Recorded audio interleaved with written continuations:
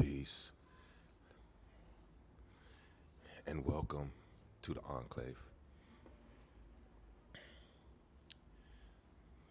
This story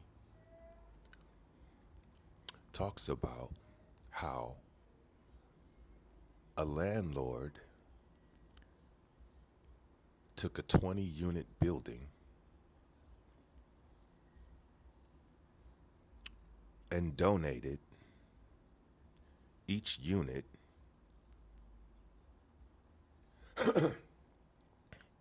to a creative incubator. So he took a 20-unit building and he turned it into a 20-unit creative incubator. In this building, there were 20 different creatives given a space and a stipend. The stipend was, I think, $2,000 a month to cover basic food and maybe some materials costs. And rent is free, and all you have to do is produce. And you split the profits from what you produce with your investor, the landlord. In this scenario, two of the tenants, artistic incubator tenants, spent their stipend on drugs and inevitably did not produce. So he is now $4,000 a month out of pocket. A loss on $4,000 a month. But that's on 2 units. Now we have 18 other units. The other 16 units, if I recall properly,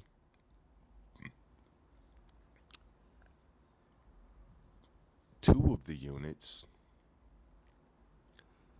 were also not doing so well. They were just breaking even. So they were able to create enough product to pay back the $2,000 stipend.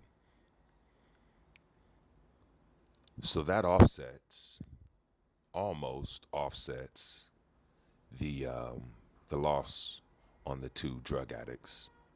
Now we're back at a break even some scenario or at a zero scenario. Still all overhead though. Now we got 16 other units. The other 16 units all created products that did 20 to 30% ROI. Something very small but not insignificant. Not insignificant. And then so that's a range of anywhere from 20 to 30 or 40% ROI from the bulk majority of the incubators. And then two of the incubators hit. One hit digitally and started bringing in consistent $50,000 a month just through the internet, inventory free type business structure because it's all digital. And the other one hit a gallery space and created a machine to be able to start selling pieces and pulling in anywhere from $100,000 to $200,000 a month.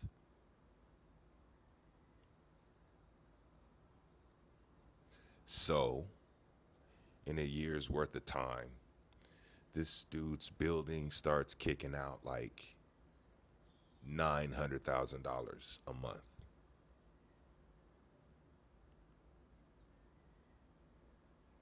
Now, a traditional landlord would play it safe, thinking linearly, and they would rent out all of those units at, let's say, $2,000 a month.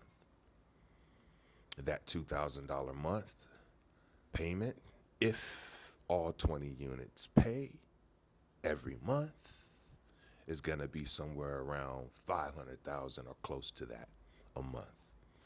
Steady income with practically the same headache that comes along with babysitting artists. You're depending on them to keep their job. You're depending on them to pay their bills and to not destroy your place. Yeah, same exact headaches. Yet one structure, you're investing in the community, solving three problems at once. You need to make money on your building, but there is a houseless problem, and there is also a disconnect with success and the art community. And you solve all three of those problems by simply thinking circular rather than linear. That's all. That is going to be the first episode from my new podcast called The Enclave. You see it? The Enclave. Welcome. This is where we push thinking to a limit that has no boundaries to allow us to not get trapped and cornered off by thinking in a box or a line. The Enclave is sacred geometry in motion, performed by human beings and creatives. If you're interested in joining me on the Enclave journey, message me on Instagram. That's BeWellArt on Instagram. BeWellArt on Instagram. That's where I'm pretty much communicating, making digitally until I can get my website a little bit more in order. Thank you very much for your time. Don't forget to create a beautiful rest of your day. Peace.